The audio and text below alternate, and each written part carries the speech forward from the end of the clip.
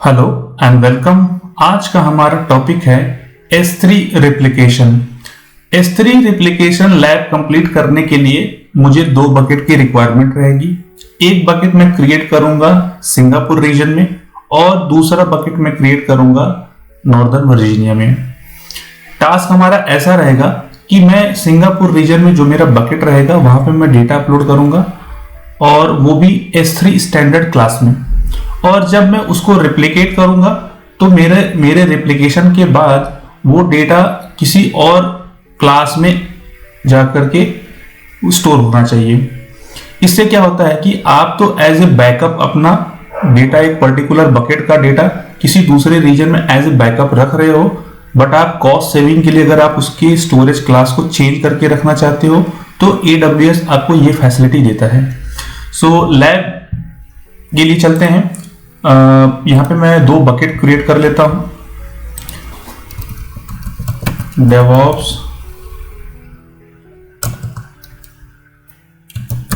Hangout 101 और reason मेरा Singapore है और मैं कोई सेटिंग्स कहीं से कॉपी नहीं कर रहा हूं और जितने भी ऑप्शंस हैं वो सब मैं एज ए डिफॉल्ट रख रहा हूं। चाहे आप ऑब्जेक्ट ओनरशिप की बात कर लो आप, या फिर पब्लिक एक्सेस हो, ये ब्लॉक है पब्लिक एक्सेस। वर्जनिंग भी डिसेबल करके रखी है, मतलब बाय डिफॉल्ट डिसेबल है ये। और जब भी मैं रिप्लिकेट करूंगा तो वहां पे दोनों बकेट के लिए वर्जनिंग इनेबल होना कंपलसरी है। टैग्स अगर आप देना चाहते हो तो दे दो, मैं अभी कोई भी ऑप्शन यहाँ पे चूज नहीं कर रहा हूँ। और एडवांस सेटिंग्स में अगर ऑब्जेक्ट लॉक को भी आप इनेबल करना चाहते हो तो आप कर सकते हो। तो मैं अभी बेसिक कॉन्फ़िगरेशन से आपको दिखा रहा हूं और मैं यहां पे क्लिक करता हूं क्रिएट बकेट।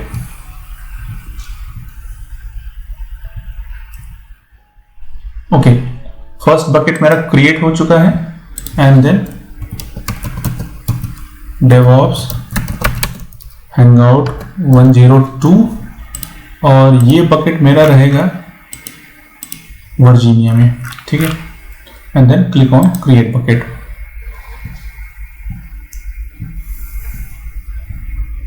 रेप्लिकेशन से पहले मैं एक कोई डेटा अपलोड करके आपको दिखा दे रहा हूं कि अपलोड करते टाइम मेरे पास क्या क्या ऑप्शन है। जैसा कि अभी रिसेंट में AWS ने बहुत सारी सर्विसेज की फंक्शनैलिटी को चेंज किया है, पोर्टल पे भी बहुत सारे चेंजेस आए हैं। तो आपने ये एक्सपीरियंस किया होगा कि मैं जब बकेट क्रिएट कर रहा था तब उस टाइम पे मुझे ये ऑप्शन नहीं मिला था कि ये स्टैंडर्ड कैटेगरी में जाएगा या फिर दूसरे टाइप में जाएगा स्टोरेज अकाउंट के, ठीक है। तो जब मैं यहाँ पे कोई फाइल अपलोड करूंगा तो यहाँ पे ये फंक्शनैलिटी मुझे अब AWS दे रहा है कि मैं किस क्लास में अपना फाइल सेव करना चाहता हूँ। देन क्लिक ऑन ऐड और यहाँ पे मैं फाइल चूज कर रहा हूँ और स्क्रॉल डाउन करता हूँ तो यहाँ पे डेस्टिनेशन बता रहा है कि हमारा बकेट कौन सा रहेगा, ठीक है। और प्रॉपर्टीज में आकर के मैं आपको दिखाता हूं, यहां पे ये ऑप्शन मुझे स्टोरेज क्लास मिल रहा है। तो अभी के लिए जो मेरा सोर्स बकेट है उसके लिए मैं स्टैंडर्ड क्लास यूज करूंगा और जब मैं रिप्लिकेट करके दूसरे बकेट में अपलोड करूंगा डेटा, मींस ये अपलोड तो इसी बकेट में करूंगा, बट जब वो रिप्लिकेट होगा तो उसकी क्लास में वहां पे डिफाइन करूंगा कि वो कौन से क्लास में होगा। ऑलराइट, सो यहाँ पे सर्वर साइड इंक्रिप्शन भी यहाँ पे बता रहा है कि डू नॉट स्पेसिफाई एन्क्रिप्शन की, ये ऑप्शन के साथ मैं चल रहा हूं and then click on upload. तो डेटा मेरा अपलोड हो चुका है और यहां से मैं डेटा वेरीफाई भी करा देता हूं। जैसा कि हमने लास्ट वीडियोस में भी देखा था कि अगर आपको इसको पब्लिक एक्सेस देना है तो इसके लिए फंक्शनैलिटी AWS ने चेंज की है। आपको अगर इसको एक्सेस देना है तो यहाँ पे आप share with pre signed URL पे आओगे तो यहाँ पे आपको टाइमिंग देगा कि आप कितने टाइम के लिए डेटा को एक्सेस देना चाहते हो। ये काफी अच्छी फैसिलिटी है और यहाँ पे URL भी इसका अलग ही बनेगा। ये देखिए, ये URL है मेरा और ये मेरा डेटा एक्सेस हो रहा है, ठीक है। अब मैं चलता हूं अपने रिप्लिकेशन पे।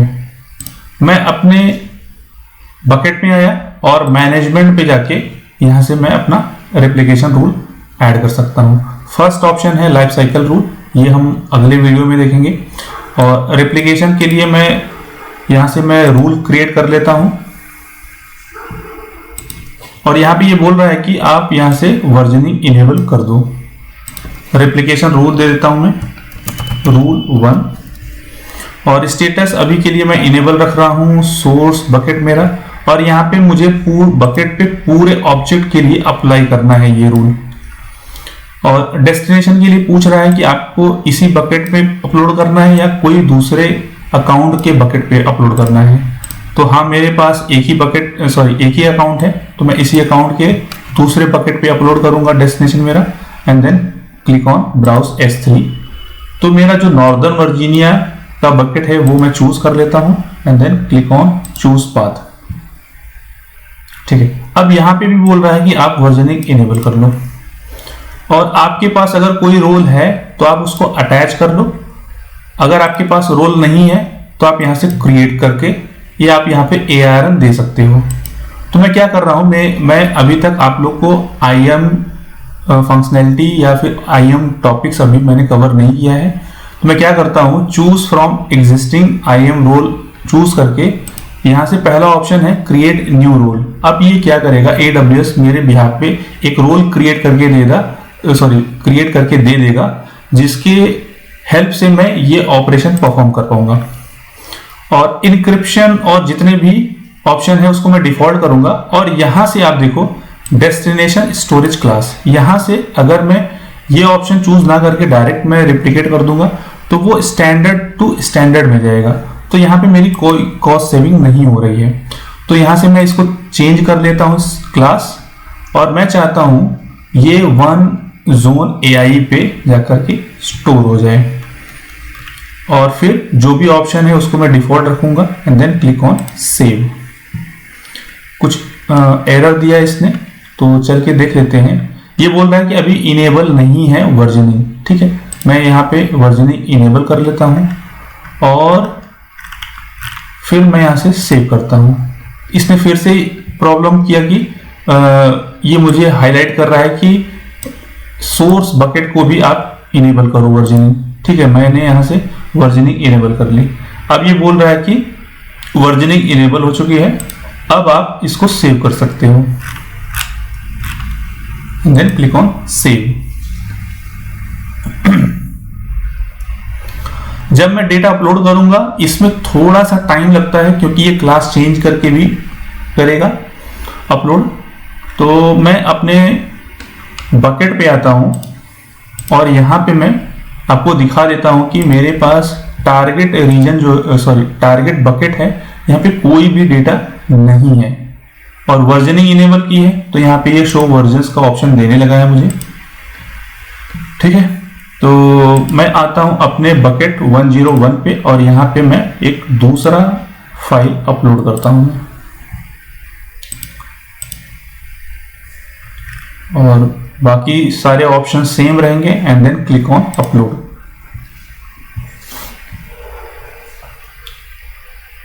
ये होने के बाद यहां से मैं इसको क्लोज कर दे रहा हूं, and then go to your target bucket, और यहां से आप इसको रिफ्रेश करके बार बार देख लो।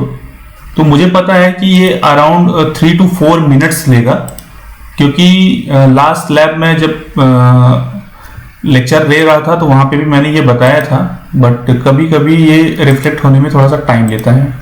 तब तक के लिए मैं वीडियो को पॉज कर देता हूं, और जब ये बकेट मेरा रेप्लिकेट हो जाएगा तब मैं वापस फिर से आऊंगा। ऑलराइट, सो मैंने 2 से 3 मिनट वेट किया, और मैं फिर से यहाँ पे इसको मैं रिफ्रेश करता हूँ, और यहाँ पे आप देखो मेरा बकेट DevOps Hangout 102 पे यहाँ पे मेरा डेटा आ चुका है, और यहाँ पे मैं क्लास भी दिखा रहा हूँ कि OneZone AI है।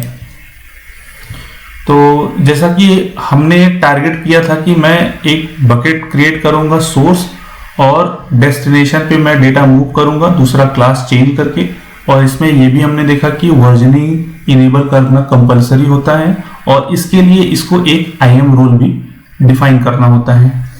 तो ये था हमारा एक छोटा सा लैब S3 रेप्लिकेशन से रिलेटेड। इस वीडियो में फिलहाल इतना ही। Thanks for watching.